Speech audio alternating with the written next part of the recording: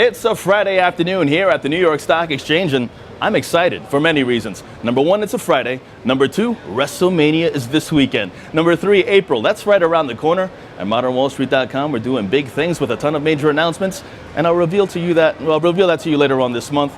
You get your first taste on Monday, an early taste, right? However, enough about the company and more about the markets. It's late Friday afternoon, the closing bell, that's approaching. The markets, they are seesawing, and I'm about to seesaw my way to the closest bar. Because it's Friday, we're getting it started early and right. It's time for an early Friday edition of Happy Hour here in New York City.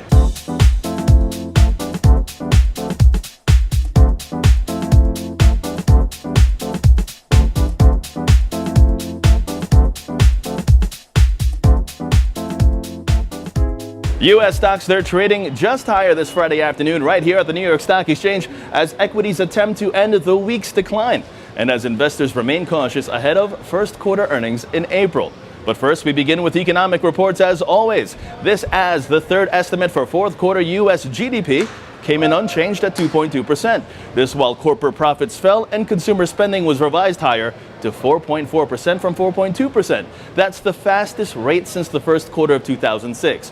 Also, the University of Michigan's final consumer sentiment reading for March, that came in at 93, slightly above expectations, but below February's read of 95.4. Now you team that with the 3% slide in crude oil as Middle East tensions ease, a $5 slip up in gold, and the U.S. dollar facing mixed moves by trading just slightly lower than the dollar, and you have yourself a session where advancers are just a step ahead of decliners right here at the New York Stock Exchange. And before giving a quick market rundown, keep in mind that stocks, they have not posted gains for a single day so far this week. The last time the S&P 500 posted losses for every consecutive day from Monday to Friday was back in May 2012. Let's now take a look to see how the markets are shaping up to close out not just the session, but the week as well.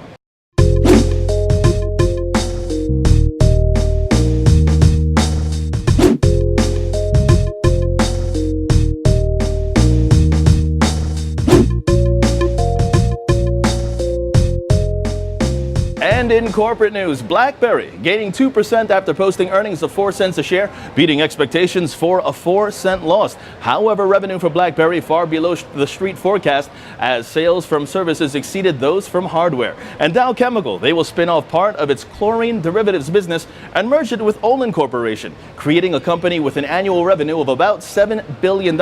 It will get about $2 billion in cash and about $2.2 billion in Olin stock as part of that deal. And American Apparel making headlines as CEO Dov Sharney seeking $40 million in damages for an alleged breach of his employment contract. And we end with Apple.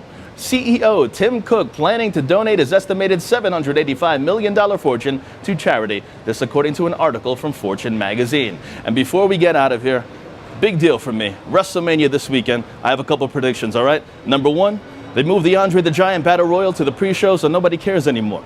Number two, the best match, the Intercontinental title 7-man ladder match, go Ambrose. Number three, The Undertaker will beat Bray Wyatt, Sting will beat Triple H, setting up a Sting-Undertaker WrestleMania next year.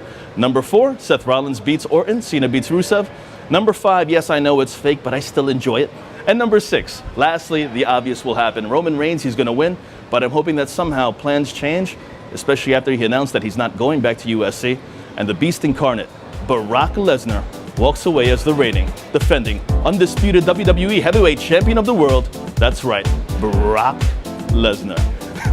Can't even keep a straight face with that. Yeah, I may be older, but as a New Yorker, I still love WrestleMania and always makes me feel like a little kid again. And until Monday morning from ModernWallStreet.com saying have yourself a great weekend, I'm James Swinner.